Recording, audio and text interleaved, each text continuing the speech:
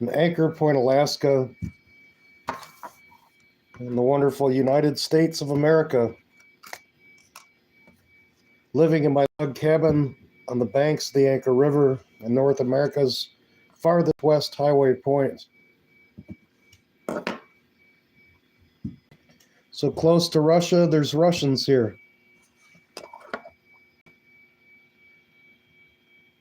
So the first reading that I have tonight is on foul language and obscenity.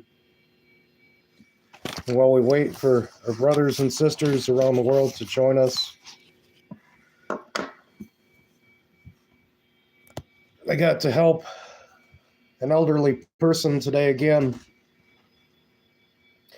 And I'm not saying this because I'm trying to expose what I do, because I'm not going to talk about what the left or right hand is doing, and neither other hand shall know.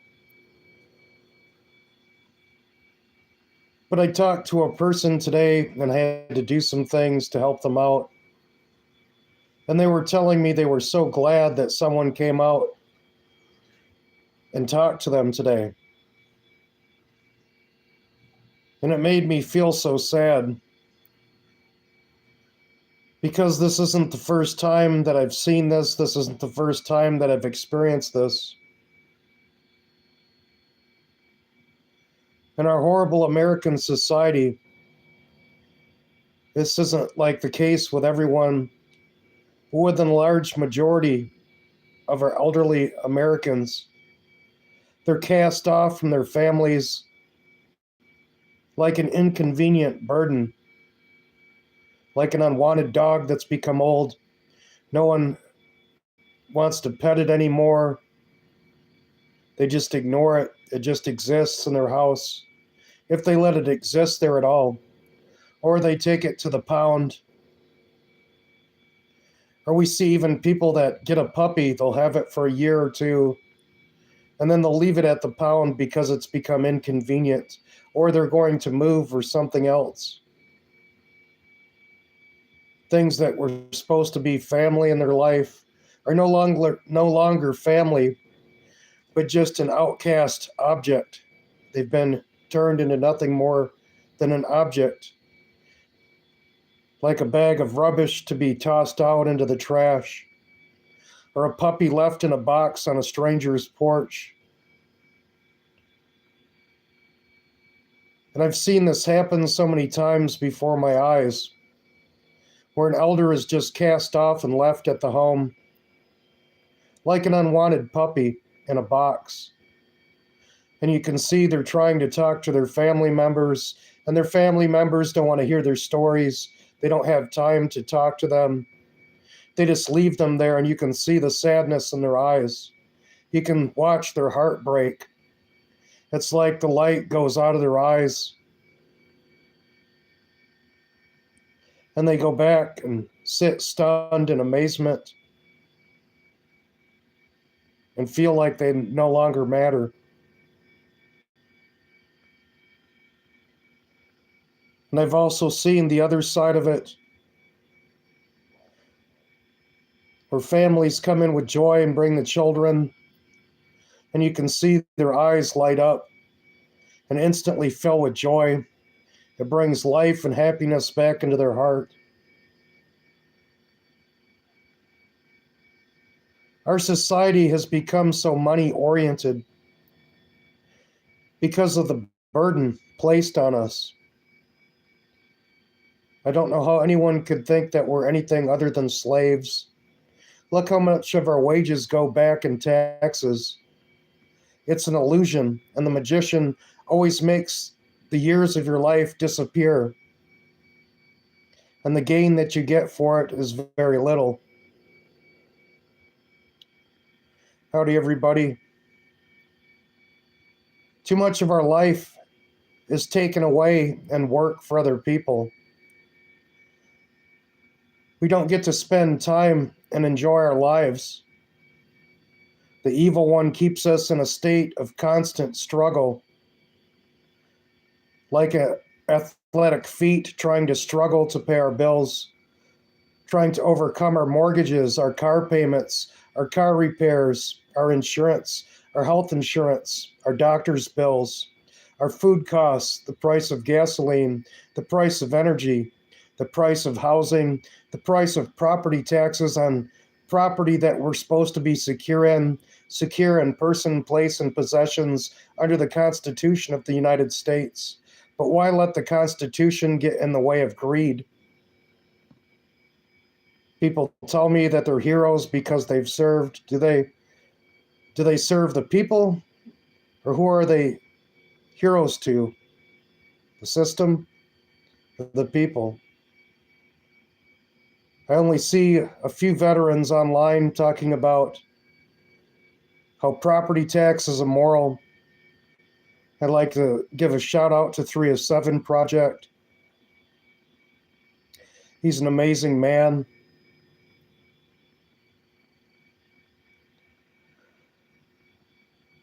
But there's so few people willing to stand up for what's right and speak out. And the more that's coming out with all the fraud in the system, we find out now the government's just decided to make it okay to give illegal aliens social benefits, to give them welfare, to give them public housing, and so much more, education. I remember when I used to listen to AM radio in the evenings, there used to be a show, Michael Savage, that would be on, and he would always be talking about the enemy within. And that was what was going to destroy our country. And then around that same time, I ran across this VHS tape at a little Alaskan store when I had a VCR, and it was called Steal This Movie by Abbie Hoffman. And I watched a movie how Abbie Hoffman described how the socialists were going to use the school system to destroy America from within. And what do we see now? Alphabet run wild. Antifa in school. Antifa professors in colleges. Antifa teachers in schools. Alphabet activists inside elementary schools, middle schools, and high schools. Our country is truly being destroyed from within, and it's by purpose. The globalists can't take over America if we maintain our constitutional rights, if we stand up for ourselves as free men, and not become slaves of a system. But it takes fight. You can't be a pacifist and keep your sovereignty. You have to remember that you're a warrior. Every man, woman, and child in this country, not only are they a warrior as citizens, but they're spiritual warriors for Christ. The kingdom of heaven is taken by violence, and the violent take it by force. We see now the murmurings that the system is trying to destroy the church. Orthodox Christians are being considered terrorists, called out because we won't conform. The system's trying to call out white people, trying to say that they won't conform, and trying to turn us against each other. When us Christians know for sure and for certain that there are no races under the sun. God created Adam and Eve, and all of us are descendants. There were no other human beings. We're all God's children. Even those children that choose wickedness over what's good, or they grew up in ignorance or in the wrong religion, even those that worship Satan himself are still God's children, even though they're in delusion and lost. We have to realize that we're warriors.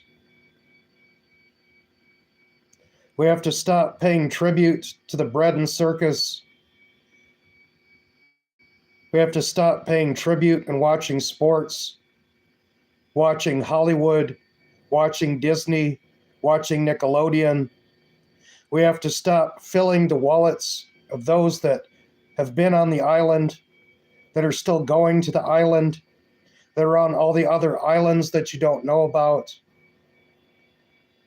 We have to stop the people that are trying to fill our country with foreign gangbangers that kidnap children for these rich men that live on these islands, that party on these islands, that fly back and forth.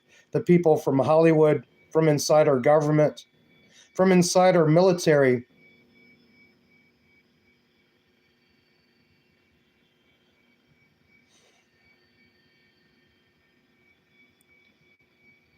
Saw something the other day on some military generals that were part of the MK Ultra project that made all kinds of children disappear or were doing sadistic, horrible acts to them. But I won't get into that tonight. It's too long of a story. But when you find out about the top generals at the Pentagon that were part of the satanic cult, the Church of Satan, the Order of Set, you can look that up on your own. You're going to be amazed and shocked and disgusted. It isn't conspiracy, it's fact, it's documented. And you can see it for yourself. And you can see interviews of the victims. Every man, woman, and child on this continent, on this earth, is a warrior for Christ. We need to remember that. The only one we should ever bow our knee to is the Lord Jesus Christ. The first reading that I have for us tonight is on foul language and obscenity by Protodeacon Vladimir Vasilik. What is foul language? Etymologically, the word looks quite transparent. It's a compound word derived from filth and word. What does the concept of filth mean? The following values can be distinguished. Filth is something bad, unsuccessful, or bringing bad luck. Things are bad. Filth is dirt, impurity. Impurity is spiritual impurity that leads to the wrath of heaven. Let us recall the plots of Greek tragedies. In Oedipus Rex, for the sin and defilement committed by the king, the gods sent their punishment to the whole city. Filth. Therefore, it is the most terrible spiritual abomination. In the old Russian language, there's a stunning expression, rotten word. In this regard, the image of the hero of The Lord of the Rings, Grima Gnilost, comes to mind, who, with his black, treacherous words, almost destroyed an entire state. Dirty swear words are destroying thousands of souls, and ultimately Russia before our eyes, and America. Dirty swear words are destroying thousands of souls, and ultimately Russia and America before our eyes. This is not an exaggeration. Currently, obscenity fills the internet since it is fashionable. Mothers swear in front of small children. Small children in kindergarten swear in front of each other and in front of their parents. Young girls swear and from whom you do not expect this at all. Obscenities, unlike in the old days, are heard not only in extreme situations, they become the norm of communication. It happens that the speech of some personalities consists almost entirely of swear words formed from only four roots. Skeptics will say, so what? The word will not do it. Swearing does not hang on the gate. Such a view is a deplorable fallacy. In the beginning was the Word, testifies the Gospel of John, John 1:1. Poets also understood this. A word can kill, a word can save. With a word you can lead the regiments. Vadim Shifner wrote in his famous poem in 1956. But Nikolai Gumilev said it even better. On that day when God bowed his face over the new world, then they stopped the sun with a word. With a word, they destroyed cities. And the eagle did not flap its wings. The stars huddled in terror to the moon. If like a pink flame, the word floated above. But we've forgotten that only the word is illuminated in the midst of earthly annexities. And in the Gospel of John, it is said that the Word is God. We have set the meager limits for our nature for him, and like bees in an empty hive, dead words smell foul. The Gospel says, for every idle word that a man speaks, he will give an account on the day of judgment. Matthew 12:36. St. John Chrysostom, in his commentary on the Gospel of Matthew, writes, an idle word is a word that is not in accordance with the deed, false, breathing slander, and according to the explanation of some, an empty word. For example, inciting indecent laughter, shameful, shameless, indecent. Do not think he says that everything is limited to this, that evil speech is subject only to the condemnation of people. No, all those who speak evil will suffer even more extreme punishment at the last judgment. At times, this judgment and response take place in this lifetime. St. Nicholas Velimirovitz told about an incident when an unreasonable father cursed his disrespectful son who robbed him and mocked him. At the wedding of the son, guns were fired, and one of the guests inadvertently shot the groom. Thus, in the heat of the moment, the curse became the force that killed the unworthy son and punished the angry father. Another case was once described by priest Porfiry Znamensky in his story Punishment for Foul Language. At the beginning of my rural pastoral service, I saw that my parishioners, in addition to many other moral shortcomings, were especially infected with the habit of foul language. Both the old and the young, without the slightest twinge of conscience, constantly used foul language in both their homes and in the streets, immediately beginning a struggle against all kinds of vices of my flock. I especially took up arms against their foul language. And in church and in school and in the homes of parishioners and at street meetings, I denounced and scourged them of this vice. The good results of the struggle had an effect. At first, foul language ceased to resound in the streets, and then it began to disappear altogether. But on November 2nd of last year, walking around my garden, I was unpleasantly amazed and indignant at this terrible obscenities that broke out on the road. Running between the gardens and fields, I saw a guy of about 16, Vasily Mativ Lavrov, who, beating innocent oxen with a stick, showered them with selected abuse. In response to my rebukes, the lad said in his defense that he was irritated by the oxen. They were slowly dragging the barrel with the bard, and that he would be glad not to use foul language, but could not control himself. Having explained the vileness and sinfulness of foul language, I suggested to the guy to immediately and forever abandon his bad habit. The lad did not pay due attention to my admonitions, and on the same day he was subjected to a terrible punishment from God. Heading with the stillage for the second time from the distillery to the manor's estate, he again began to shower the oxen with blows and foul language. Suddenly there was a deafening crack. The barrel instantly burst, and the boiling bard swept the guy from head to toe. His sufferings and groans were heard. He was immediately sent to the hospital, where he lay for about 3 months. Upon his release from the hospital, I talked with him about this misfortune that had befallen him, which he himself entirely ascribes to God's righteous punishment for the sin of foul language. The sin of foul language really has catastrophic consequences for the human soul. Psychologists have found out the psychological consequences of the so-called profanity, or more simply, swearing.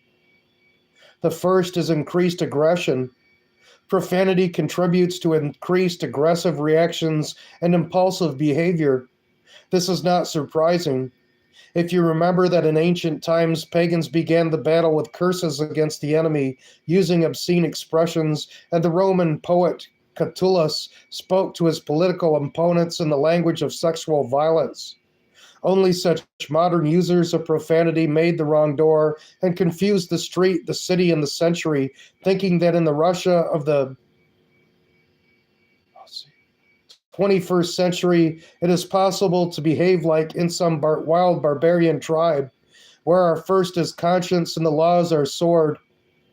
With the German forest or the wild field, and the modern conditions of the rule of law, such a model of behavior leads to a checkered sky and a stripped friend.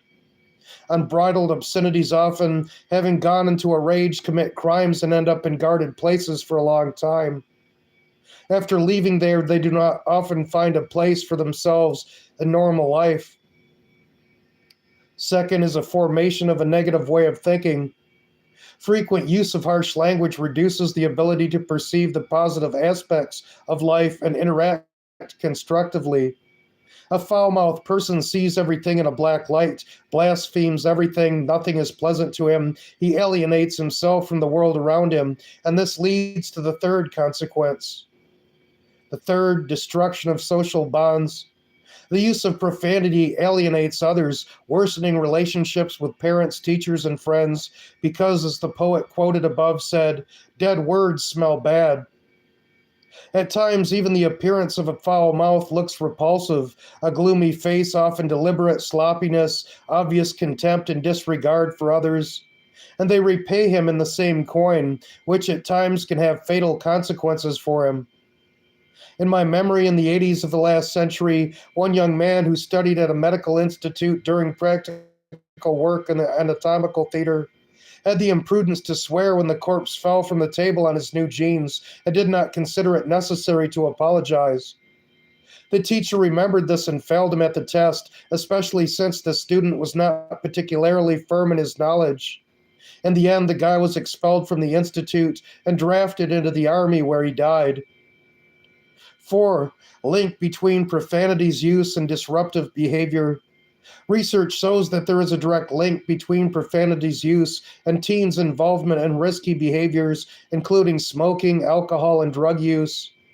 The reason for this is clear.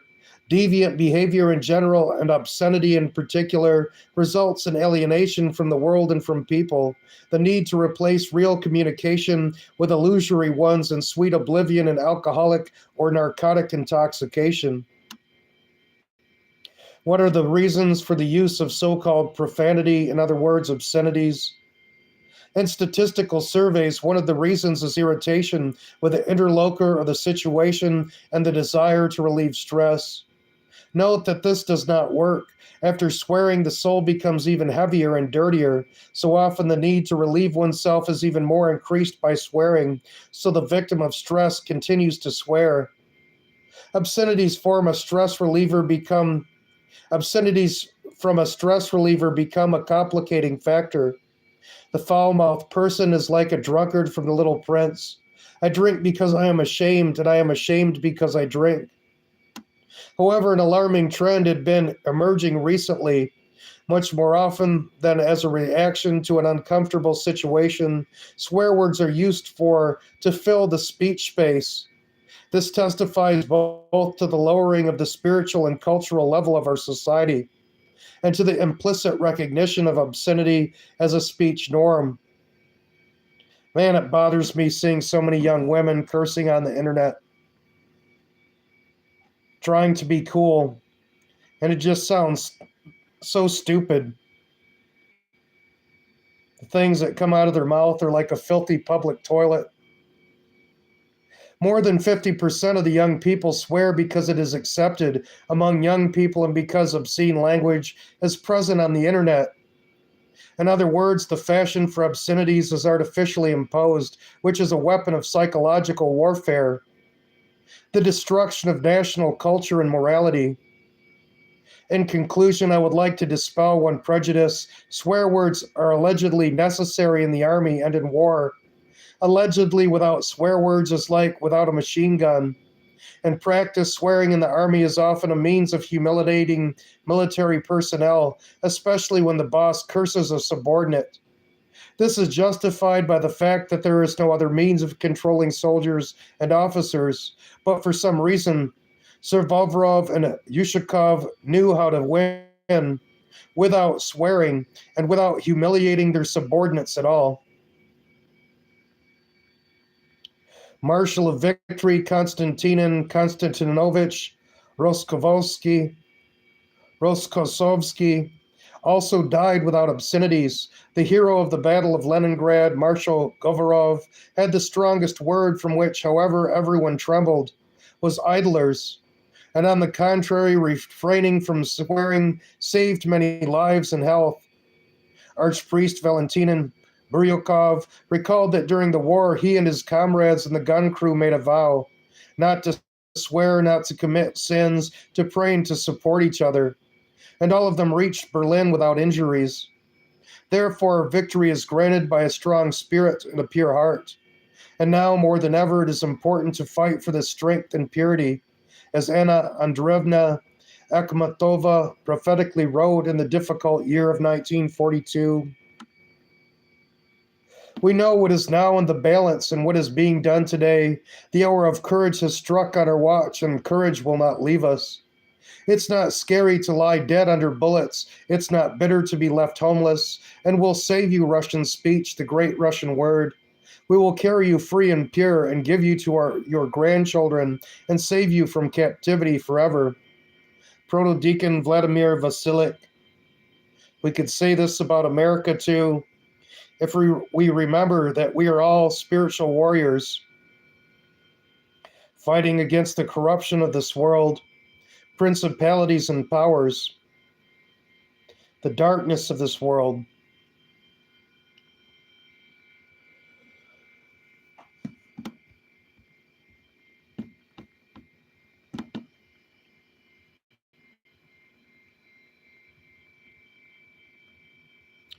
Pull up the next story that I was going to read for us.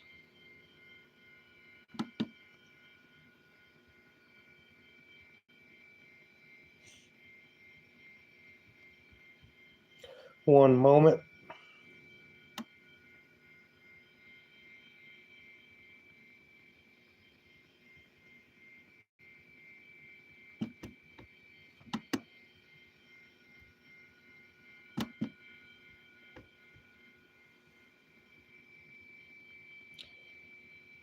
Delphi is the beginning.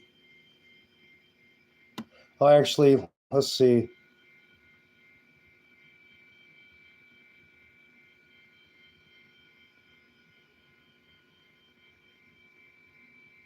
Since I can't get this book in English yet, I think I'll hold off on reading this one.